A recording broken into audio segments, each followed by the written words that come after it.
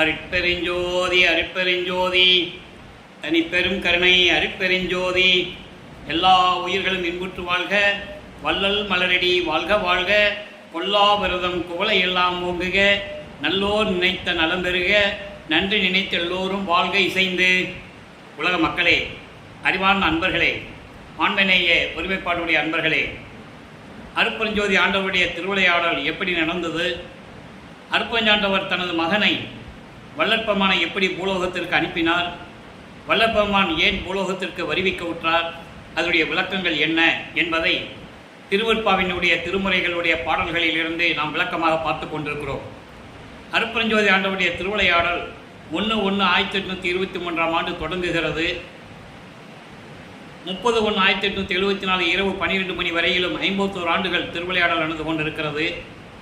தனது மகனை, அதாவது பிரம்மன், திருமால், ருத்திரன், மகேஸ்வருடைய ஆயுள் காலம் முடிந்தவுடனே 51 ஆண்டுகள் சதாசிவத்தினுடைய ஆயுள் காலம் முடிந்து 51 ஆண்டுகளுக்கு பிறகு இந்த பிரபஞ்சத்தை இயக்குவதற்கு ஒரு ஆள் வேண்டும் என்பதற்காக தனது அருளால் ஒரு ஆண்மகனை பெற்றெடுத்து செல்வப்பிள்ளை என்று பெயரிட்டு வளர்த்து கொண்டிருக்கிறார். காலங்கள் நெருங்கி கொண்டிருக்கிறது.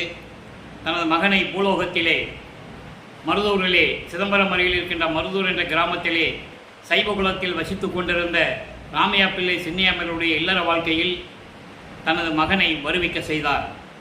அவர்களுக்கு ஏற்கனவே உலகியலில் பிறந்த குழந்தைகள் 4 பேர் உண்டு. 2 ஆண் பிள்ளைகள், 2 பெண் பிள்ளைகள். நமது பிள்ளை பெருமான் அவர்கள் வருவிக்க உற்றவர், இறைவனால் வருவிக்க உற்றவர். காரணம், வள்ளற்பெருமானார்கள் சில காரியங்கள் எல்லாம் இந்த பூலோகத்தில் நடக்க வேண்டியது இருந்தது. அதற்காக வருவிக்க செய்தார் என்பதை நாம் பாடல்களின் மூலமாக பார்த்து கொண்டிருக்கிறோம். கிரேத யுகம், திரேத யுகம், துவார யுகம், கலியுகம், 4 யுகங்களிலுமே தோன்றிய சமயங்களும் மதங்களும் மார்க்கங்களும் அழிந்துவிட்டது, யுகங்களும் அழிந்துவிட்டது.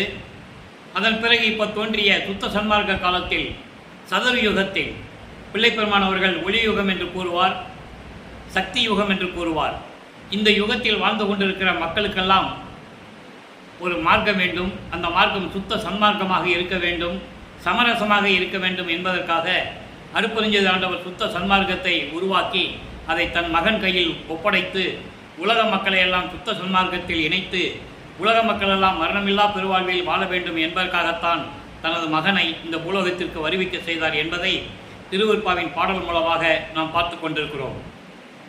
அவ்வாறு நமது பிள்ளை பெருமானவர்கள் வருவிக்க உற்ற நாள் 5/10/1823 ஆண்டு. நல்லா கவனிக்கணும்.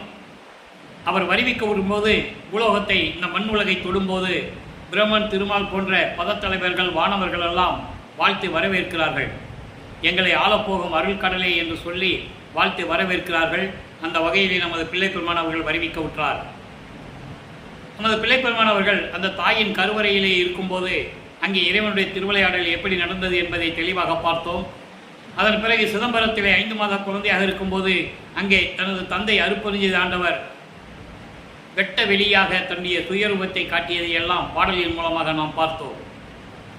இப்போ சில காலங்கள் கழித்து ராமையா பிள்ளை அவர்கள் காலமான உடனே சின்னையம்மையார் அவர்கள் ஏற்கனவே அவர்களுக்கு உலகியலிலே பிறந்த குழந்தைகள் 4 பேர், இறைவனால் வருவிக்கோற்ற மகன் நமது பிள்ளை பெருமான் அவர்கள் 5 பேரையும் அழைத்து கொண்டு சின்னக்காவனம் என்ற ஒரு கிராமத்திற்கு செல்லுகிறார்கள்.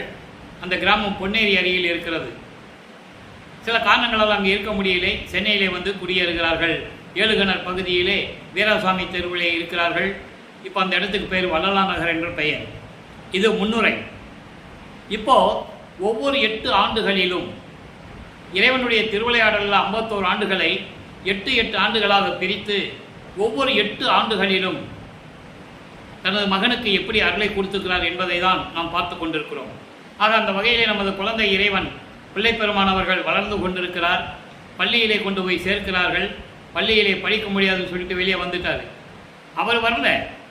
அருட்பெருஞ்சாண்டவர் திருவிளையாடல் நடக்குது. மனம் ஒரு நிலையில் இல்லை, மனம் ஒத்து போகவில்லை. அதனால் வெளியே வந்து விடுகிறார். ஏன் வெளியே வந்து விட்டேன் படிக்காமல் என்பதை 6ஆம் திருமுறையிலே பாடலிலே கூறுவார்.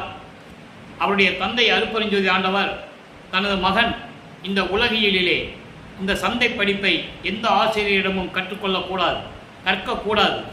இரண்டாவதாக அவர் எந்த சமய தலைவனையும், அதாவது சைவ சமய தலைவனை ஏற்றுக்கொள்ள வேண்டும், எந்த ஆசிரியரிடமும் கற்கக்கூடாது, தனது மகன் யாரையும் குருவாக ஏற்றுக்கொள்ளக்கூடாது.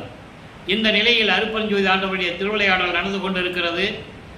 நமது பிள்ளை பெருமானவர்கள் பள்ளியிலே படிக்க முடியாத வெளியே வந்துட்டார். 8 ஆண்டுகள் முடிஞ்சிருச்சு. முதல் 8 முடிஞ்சிருச்சு.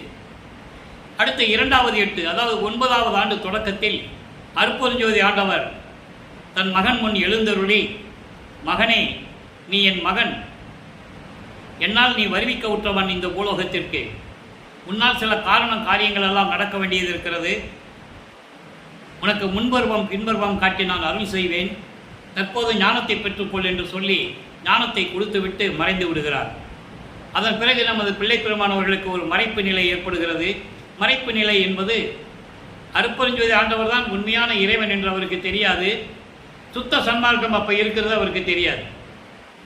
சைவ சமயத்தின் தலைவனாகிய சிவபெருமானை ஏற்றுக்கொண்டு நமச்சிவாயா சிவாய நம என்னும் மந்திரங்களை சொல்லி சரியை கிரிய யோகம் என்ற 12 நிலைகளில் இருந்து கொண்டிருக்கிறார்.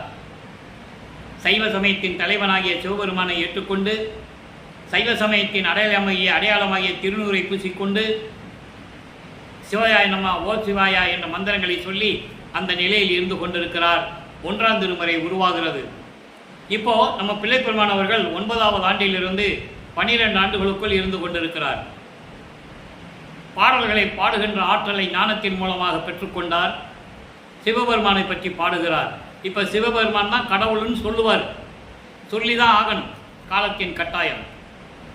அப்படி அந்த நிலையில் இருக்கும்போது 1ஆம் திருமுறையிலே நாம் ஏற்கனவே கூறியது போல 8 பதியங்கள் 712 பாடல்கள், அதிலே திருவருள் முறையீடும் வடிவுடை மாணிக்க மாலையும் இறைவனுடைய திருவிளையாடல் என்ற பதிவுகளிலே நாம் ஏற்கனவே பதிவு செய்து விட்டோம். அதை நம்ம யூடியூப் சேனலில் இங்கே பார்த்துக்கலாம். அதன் பிறகு இன்னும் நிறைய விளக்கங்கள் கொடுக்க வேண்டியது இருக்கிறது. சிவனேச வெண்பா என்ற பாடலில் இருக்கின்ற பாடலுடைய விளக்கங்களை பார்த்து கொண்டிருக்கிறோம். சிவபெருமானை நண்பனாக நினைத்து கொண்டு அந்த இறைவனிடம் எப்படி முறையீடு செய்கிறார் என்பதை தான் பார்த்து கொண்டிருக்கிறோம். இன்று 93வது பாடலை நல்லா கவனிங்க, எப்படி முறையீடு செய்கிறார்.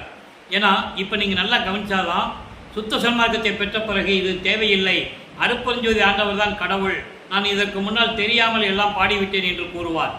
அந்த விளக்கத்தை நம்ம பார்க்க போகிறோம். இப்போ சிவனேச வெண்பால 93வது பாடல்.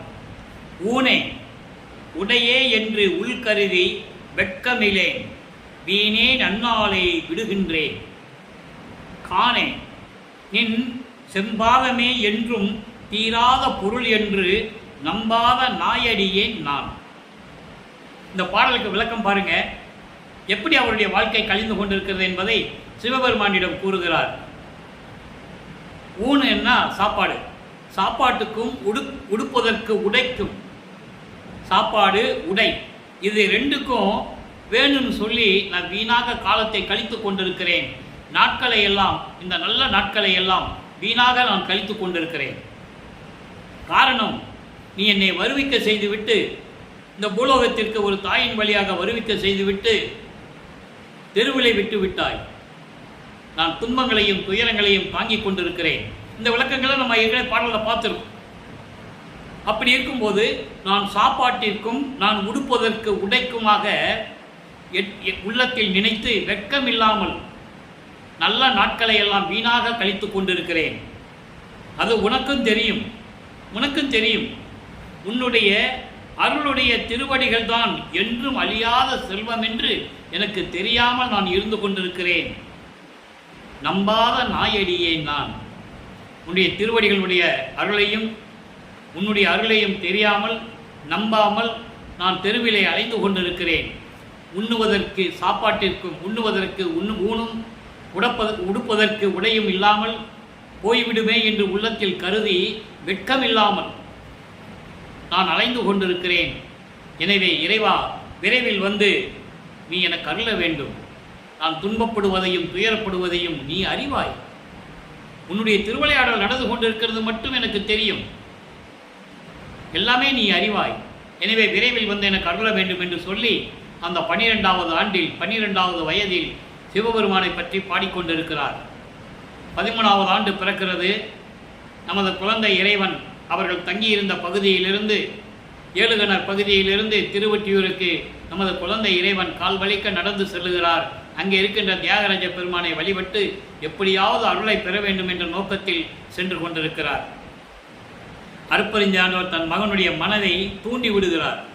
மனதிடம் சொல்லுகிறார், என் மகனை திருவொற்றியூருக்கு அழைத்து செல் என்று.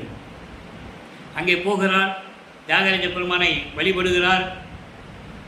எந்த விதமான பலனும் இல்லை. அதன் பிறகு திருமுல்லை வாயில் செல்லுகிறார். அங்கே இருக்கிற சிவபெருமான் பேர் மாசிலாமணி.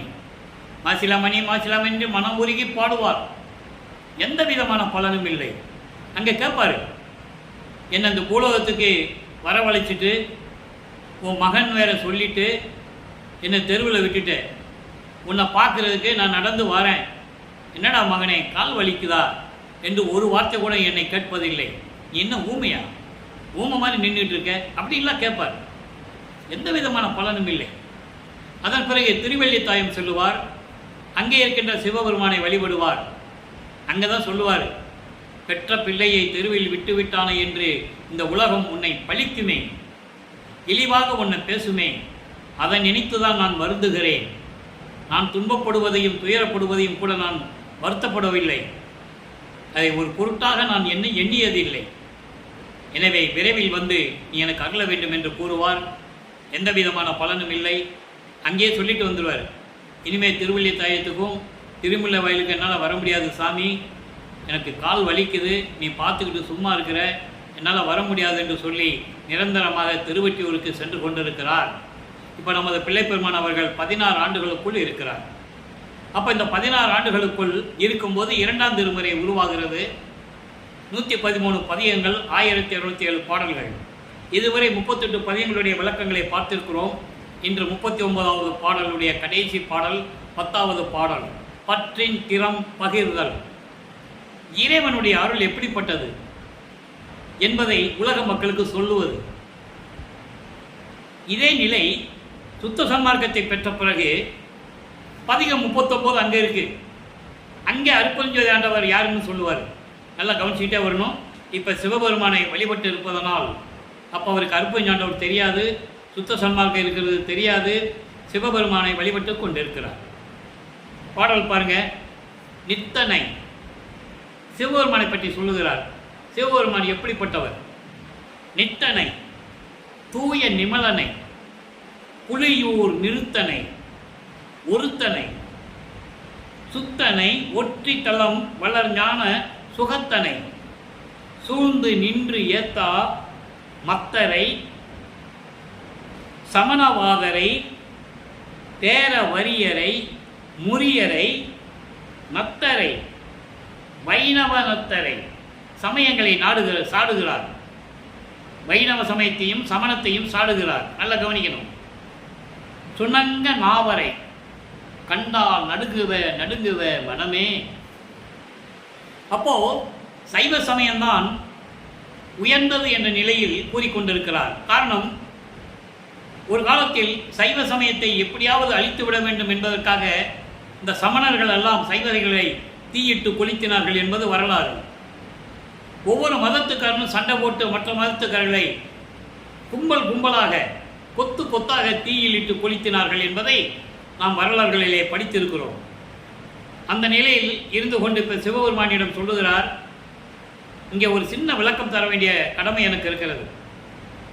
திருநாவுக்கரசர், திருஞான சம்பந்தர், சுந்தரர், மாணிக்கவாசகர் இந்த 4 சமய குறவர்களையும் சைவ சமய குறவர்களையும் போற்றி பாடியிருப்பார். காரணம், சைவ சமயத்தை எப்படியாவது அழித்து விட வேண்டும் என்ற நோக்கில் எல்லாரும் தெரிந்து கொண்டிருந்த காலகட்டங்களில் இந்த 4 பேரும் இறைவனுடைய அருளை பெற்றுக்கொண்டு சைவ சமயத்தை பரப்பியவர்கள், சைவ சமயத்தை நிலைநாட்டியவர்கள் அந்த காலகட்டங்களில், அந்த நூற்றாண்டுகளில்.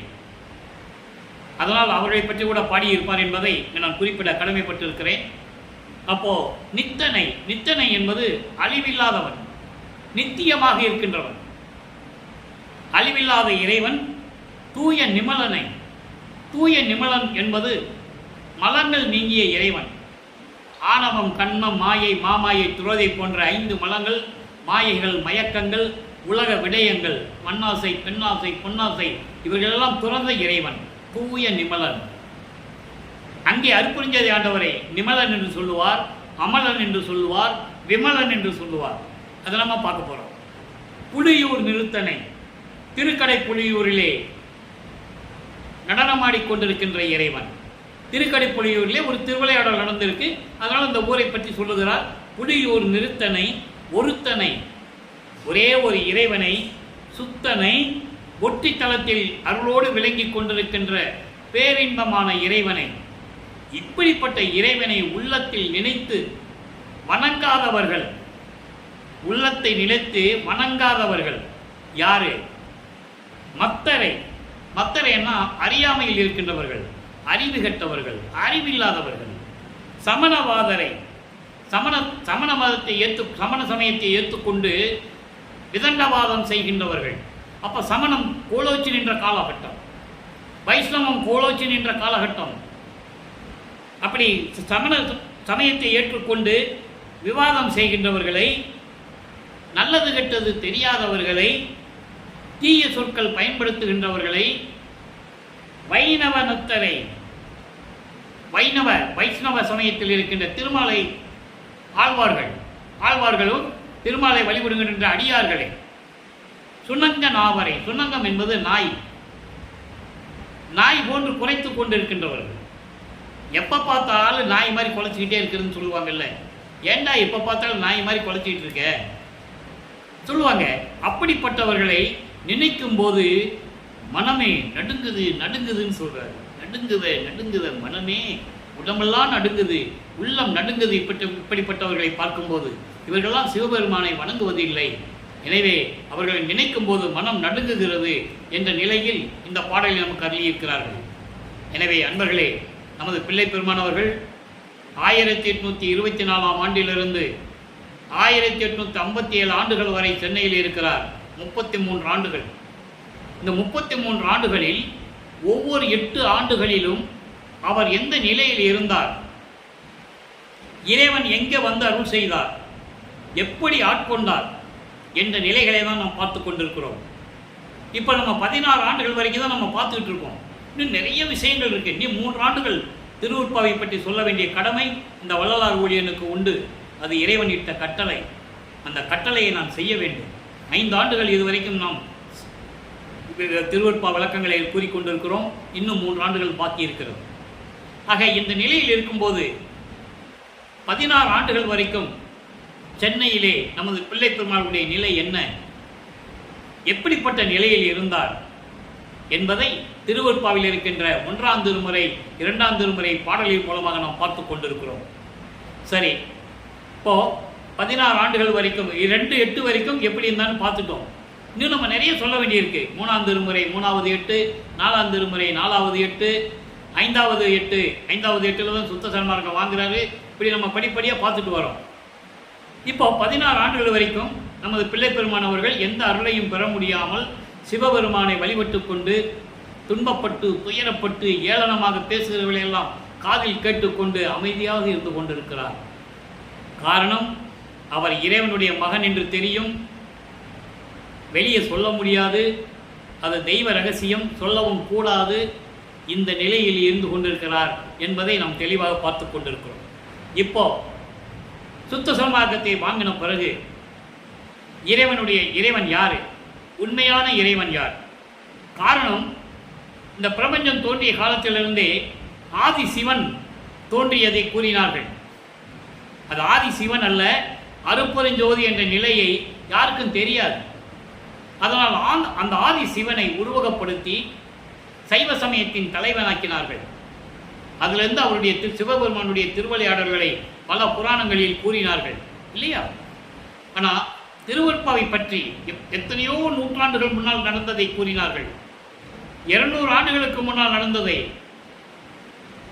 19ஆம் நூற்றாண்டில் நடந்ததை மக்களிடம் யாரும் சொல்லவில்லை. 19ஆம் நூற்றாண்டிலிருந்து 20ஆம் நூற்றாண்டு கடந்து விட்டது, யாரும் சொல்லவில்லை மக்களிடம். சொன்னதானே புரியும். அதனால் திருவருட்பாவை யாரும் கையில் எடுத்து விளக்கங்கள் கூறியதாக எனக்கு தெரியவில்லை. அந்த நிலையை இந்த வள்ளலார் ஊழியன் செய்து கொண்டிருக்கிறேன். இப்போ மறுபடியும் தன் மகனை இறைவன் ஆட்கொண்ட பிறகு, மகனே, நீ இதுவரைக்கும் சமயங்களில் இருந்தது போதும், சைவ சமயத்தில் இருந்தது போதும், இனிமேல் அது தேவையில்லை. உனக்கு சுத்த சன்மார்க்கத்தை கொடுக்கப் போகிறேன். இந்த சுத்த சன்மார்க்கத்தை உலகத்தில் நீ மக்களிடம் பரப்ப வேண்டும். மக்களோடு மக்களாக நீ இருந்து சுத்த சன்மார்க்க நெறிகளை உலக மக்களுக்கெல்லாம் சொல்லி உலக மக்களை எல்லாம் சுத்த சன்மார்க்கத்தில் இணைத்து உலக மக்களெல்லாம் மரணமில்லா பெருவாழ்வில் வாழ வேண்டும் என்ற நிலையை நீ நிலைநிறுத்த வேண்டும். அதனால் உனக்கு சுத்த சன்மார்க்கத்தை தருகிறேன் என்று சொல்லி தன் மகனிடம் சுத்த சன்மார்க்கத்தை கொடுக்கிறார்.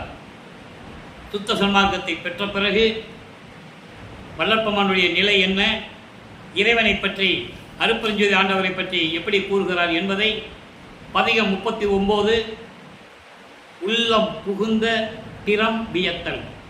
அங்கே பற்றின் திறம் பகிர்தல், சிவபெருமானை பற்றி சொல்றது. இங்கே இறைவன் எப்படி தன் உள்ளத்தில் புகுந்தார் என்பதை உலக மக்களுக்கு வியந்து சொல்லுவது. அந்த அதிசயம் எப்படி நடந்தது? பதிகம் 39 உள்ளம் புகுந்த திறம் வியத்தல் 10வது பாடல். அந்த 10வது பாடலுக்கும் 2ஆம் திருமுறையிலே பார்த்த 10வது பாடலுக்கும் 6ஆம் திருமுறையிலே பார்க்கிற 10வது பாடலுக்கும் நீங்கள் வித்தியாசம் தெரிஞ்சுக்கணும், நல்லா புரிஞ்சுக்கணும். இப்போ இறைவனை சொல்லுகிறார். அருட்பெருஞ்சாண்டவர் யார்? கருவியோடு கரணமெல்லாம் கடந்து கடந்து அதன் மேல் காட்சியெல்லாம் கடந்து அதன் மேல் காணாது கடந்து. முதல்ல பாடலை சொல்லிதான் அப்புறம் விளக்கம். அருமையான பாடல். இறைவன் எப்படிப்பட்டவன்? அருட்பெருஞ்சாண்டவர் அதன் மேல் காணாது கடந்து ஒரு நிலையின் அனுபவமே உருவாகி ஒரு நிலையின் அனுபவமே உருவாகி பழுத்த உணர்ச்சியினும் காணாமல் ஓங்கும் ஒரு வெளியில் மருவியதோர் மேடையிலே வயங்கிய சேவடிகள். திருவடிகளை சொல்ற இறைவன் யாருன்னு. அப்படிப்பட்ட சேவடிகள் மலர்த்தி வந்து, அண்டர்லைன் அந்த வரி, மலர்த்தி வந்து என் கருத்து அனைத்தும் வழங்கினை இன்புறவே. குருமணியே, என் அரசே, எனக்கு இது போதாதா, எனக்கு இது போதாதோ என்று நினைத்து கொடும் புலையேன் குடிசையிலும் குளவி நுழைந்தனையே. இறைவன் தன் உள்ளத்திலேயும் அவர் இருக்கின்ற குடிசையிலையும் எப்படி நுழைந்தார்? விண்ணுலகத்திலிருந்து பூலோகத்திற்கு வந்து அங்கே சுத்த சிவஞான வெளியிலிருந்து எப்படி வந்தார் அப்படின்றத சொல்றார். இங்க பாருங்க, கருவியோடு இறைவனை சொல்லுகிறார். அகம், அகப்புறம், புறம், புறப்புறம். இது அண்டங்களிலும் உண்டு, பிண்டங்களிலும் உண்டு. அண்டங்களிலே அகம் என்பது அக்னி, அகப்புறம் என்பது சூரியன், புறம் என்பது சந்திரன், புறப்புறம் என்பது நட்சத்திரங்கள். பிண்டங்களிலே உயிரினங்களிலே அகம் என்பது ஆன்மா, அகப்புறம் என்பது ஜீவன், புறம் என்பது ஐம்பொறிகள், புலன்கள் எல்லாம் சேர்ந்ததில் வந்துடும். புறப்புறம் என்பது அந்த கரணங்கள், மனம், புத்தி, சித்தம், அகங்காரம். இது அந்த கரணங்கள். இப்படி இந்த கருவிகளோடு விளங்கி கொண்டிருக்கின்ற அகம், புறம், அகப்புறம், புறப்புறம் நிலையில் இருக்கின்ற இறைவன் அண்டங்களிலும் சரி பிண்டங்களிலும் சரி கலந்து கொண்டிருக்கின்ற இறைவன் கரணமெல்லாம் கடந்து, மனம், சித்தம், புத்தி, அகங்காரம் போன்ற நிலைகளை எல்லாம் கடந்து கடந்து அதன் மேல் காட்சியெல்லாம் கடந்து, எல்லா காட்சிகளையும், பிரபஞ்சத்தினுடைய எல்லா காட்சிகளையும் கடந்து அதன் மேல் காணாது கடந்து, அதன் மேல் காணாது கடந்து அருவமாக, உருவமாகவும் அருவமாக இருக்கக்கூடிய இறைவன் அதன் மேல் காணாது கடந்து, அப்படி அருவமாக கடந்து ஒரு நிலையின் அனுபவமே உருவாகி, ஒரு நிலை அனுபவமே உருவாகி அருட்பெருஞ்சோதி ஆண்டவராகி, அருட்பெருஞ்சோதி வடிவமாகி, அந்த உருவமாகி, அருவமாகியும் இருக்கிறார். ஜோதி வடிவிலே நம் கண்ணால் பார்க்கிறது. அது உருவம், அது தெரியுதில்லை. ஜோதி ஒரு ஒளி தெரியுது. அதான் ஒரு நிலையில் அனுபவமே உருவமாகி அருட்பெருஞ்சோதி வடிவாகி பழுத்த உணர்ச்சியினும் பேரின்பமாக பேரின்பமாக ஓங்கும் ஒரு வெளியில். ஒரு வெளி என்பது பெருசுக வெளி, பெருசுக வெளி என்பது சுத்த சிவஞான வெளி. பரவெளி, பரம்பரவெளி, பராபரவெளி, பெருவெளி, பெருசுகவெளி. அப்படி சுத்த சிவஞான வெளியிலே இருக்கின்ற சத்தியஞான சபையிலே, அதான் சொல்றாரு, மருவியதோர் மேடையிலே சத்தியஞான சபை. அங்க ஒரு சத்தியஞான சபை இருக்கு. அது மக்களுக்காக அதே போல வடிவமைத்து வடலூரிலே நிறுவினார்கள் நமது இறைவன் அருட்பெருஞ்சோதி ஆண்டவராகிய வள்ளல் பெருமானவர்கள் என்பதை இங்கே நான் பதிவு செய்ய கடமைப்பட்டிருக்கிறேன். ஏன்னா மக்களுக்காக இங்கே ஒரு சத்தியஞான சபை வேணும். அதுக்காக தான் அதை நிறுவினார். எண்கோண வடிவிலே இறைவனுக்கு 8 குணம் உண்டு. அந்த எண்கோண வடிவிலே நிறுவினார் என்பதை நீங்கள் புரிந்து கொள்ள வேண்டும். அப்படி அந்த சத்தியஞான சபையில் இருக்கின்ற திருவடிகள் அங்கே இருந்து மலர்த்தி வந்து, மலர்த்தி என்பது விண்ணுலகத்திலிருந்து பூலோகத்துக்கு வந்து, திருவடிகளை பூலோகத்திற்கு வந்து மண்ணிலே நடந்து வந்து கால் செவந்து போச்சா அவங்க அப்பனுக்கு. அருட்பெருஞ்சாண்டவருக்கு அவங்க அப்பாவுக்கு கால் செவந்து போச்சா மகனை பார்க்க வராரா.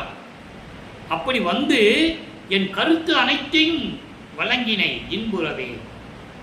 நான் இன்புற வேண்டும், நான் இன்பமாக இருக்க வேண்டும், மகிழ்வோடு இருக்க வேண்டும் என்பதற்காகவே விண்ணுலகத்திலிருந்து பூலோகத்திற்கு என்னை பார்க்க வந்து, அப்படிப்பட்ட திருவடிகள் கால் சிவக்க என்னை பார்க்க வந்து எல்லாவற்றையும் கொடுத்து விட்டாய்.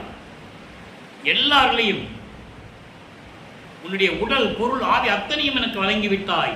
என்னுடைய உடல் பொருள் ஆவி அத்தனையும் உனக்கு வழங்கிவிட்டேன் என்று கூறுவார். அதான் இங்க சொல்றாரு, எல்லாவற்றையும் கொடுத்து விட்டாய். குருமணியே, என் அரசே, எனக்கு இது போதாதோ அப்படின்னு அர்த்தம். இது போதாதுன்னு சொல்லி மகனுக்கு இதெல்லாம் போதாதாம். அதனால அவர் இருக்கிற குடிசையில உள்ள நுழைஞ்சி மகிழ்ந்து, மகனுடைய உள்ளத்திலும் மகிழ்ந்து நுழைந்து விட்டாயே என்று கூறுகிறார். ஆக இந்த பாடலுடைய மைய கருத்து, இறைவன் ஒருவன், அவர் அருட்பெருஞ்சோதி ஆண்டவர், சாதிகளையும் மதங்களையும் சமயங்களையும் கடந்த இறைவன், ஒரே இறைவன், ஒளி வடிவில் இருக்கின்ற இறைவன். அந்த இறைவன் சுத்த சிவஞான வழியில் இருக்கின்ற சத்தியஞான சபையில் இருக்கின்ற இறைவன். அதனால தான் வடலூரில் சத்தியஞான சபையை நிறுவி இங்கு அருட்பெருஞ்சோதி ஆண்டவர் இருக்கிறார் என்ற நிலையை உலக மக்களுக்கு அருளினார்கள் நமது பிள்ளை பெருமானவர்கள். மேட்டுக்குப்பம் சித்தி வளாகம் என்பது தந்தை மகனோடு இரண்டர கலந்து கொண்டது, பிரிந்த சக்தியோடு.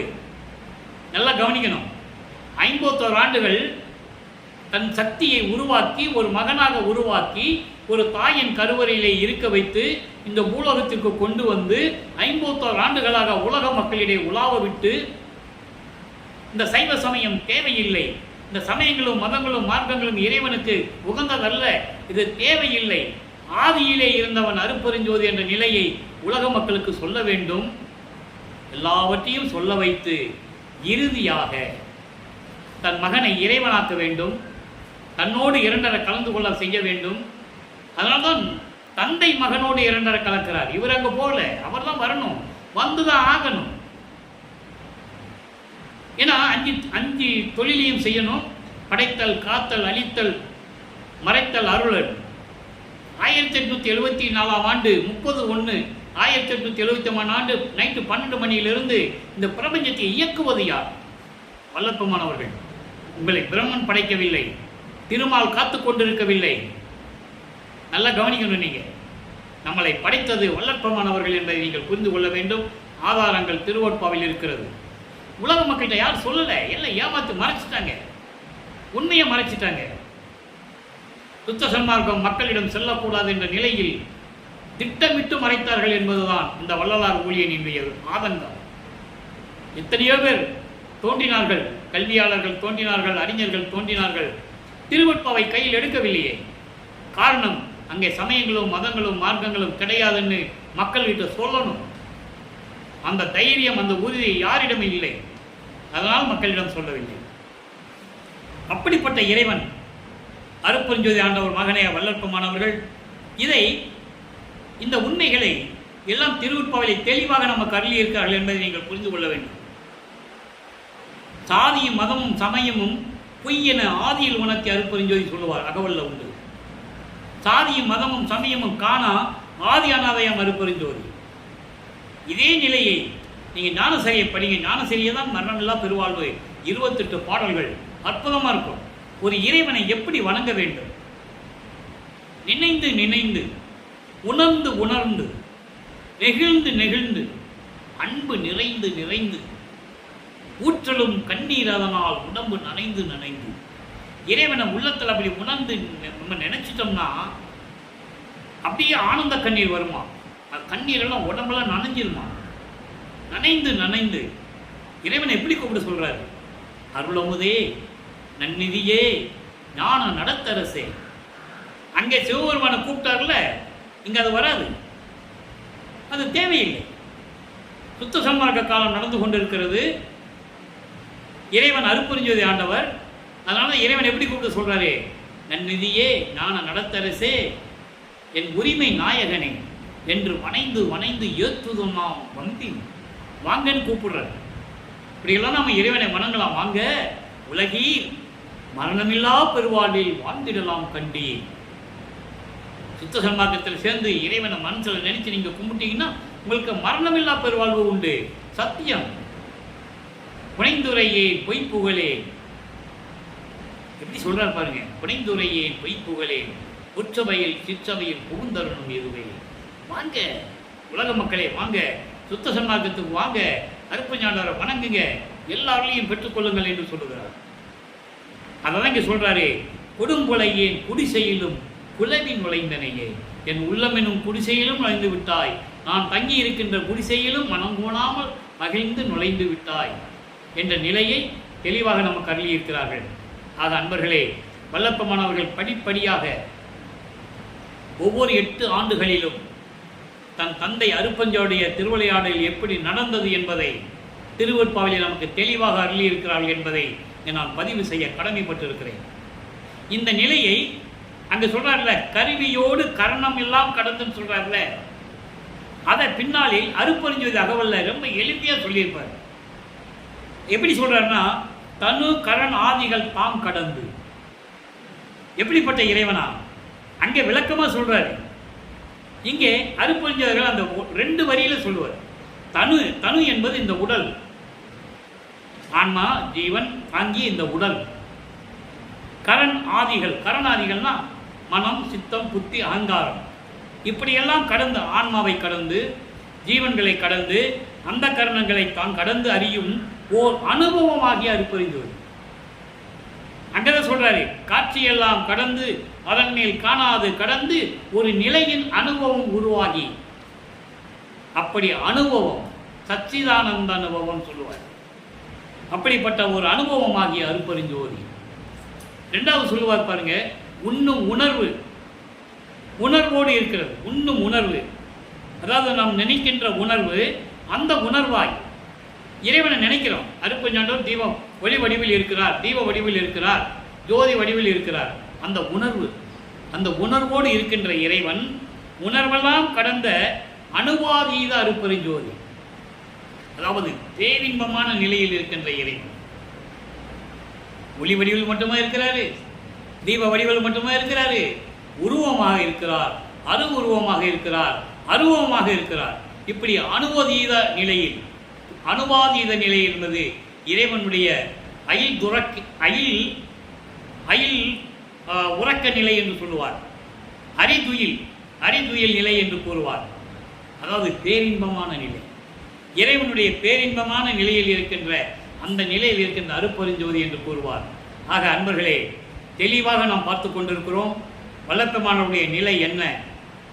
அவர் ஒவ்வொரு ஆண்டுகளிலும் இறைவனுடைய திருவிளையாடல் எப்படி நடந்தது, எப்படி இறைவனர்களை பெற்றுக்கொண்டார், எப்படி அருட்பெருஞ்சோதி ஆண்டவராக விளங்கி கொண்டிருக்கிறார், எப்படியெல்லாம் உலக மக்களுக்கு தெரிவிக்கிறார் என்ற நிலையை நாம் பார்த்து கொண்டிருக்கிறோம். எனவே அன்பர்களே, நீங்கள் அனைவரும் சுத்த சன்மார்க்கத்தில் இணைந்து அருட்பெருஞ்சோதி ஆண்டவரை வணங்கி, ஜோதி வடிவில் இருக்கின்ற அருட்பெருஞ்சோதி ஆண்டவரை வணங்கி, அருட்பெருஞ்சோதி அருட்பெருஞ்சோதி தனிப்பெருங்கருணை அருட்பெருஞ்சோதி என்ற மகாமந்திரத்தை உச்சரித்து, மகாமந்திரத்தை சொல்லி, சைவ நெறியில் இருந்து கொண்டு கொலையும் குலையும் தவிர்த்து, அசைவ உணவுகளை தவிர்த்து, ஜீவகாருண்ய ஒழுக்கத்தில் இருந்து கொண்டு இறைவனை வணங்கி, இறைவனுடைய அருளையும் செல்வங்களையெல்லாம் பெற்றுக்கொண்டு இந்த வையகத்திலே நீங்கள் வாழ்வாங்கு வாழ வேண்டும், நோயற்ற வாழ்வில் வாழ வேண்டும், மரணமில்லா பெருவாழ்வில் வாழ வேண்டும் என்று இறைவனுடைய தயவோடையும் கருணையோடையும் எனது தந்தை வல்லற்பெருமானுடைய ஆசி பெற்றவன் என்ற முறையில் இந்த வள்ளலார் ஒளியன் உங்களை வணங்கி வாழ்த்தி விடைபெறுகிறேன். நன்றி, வணக்கம். அருட்பெருஞ்சோதி அருட்பெருஞ்சோதி தனிப்பெருங்கருணை அருட்பெருஞ்சோதி. தினமும் இறைவனுடைய திருவிளையாடல் வரும், கண்டு கழித்து இறைவனுடைய அருளை பெற்றுக்கொள்ளுங்கள்.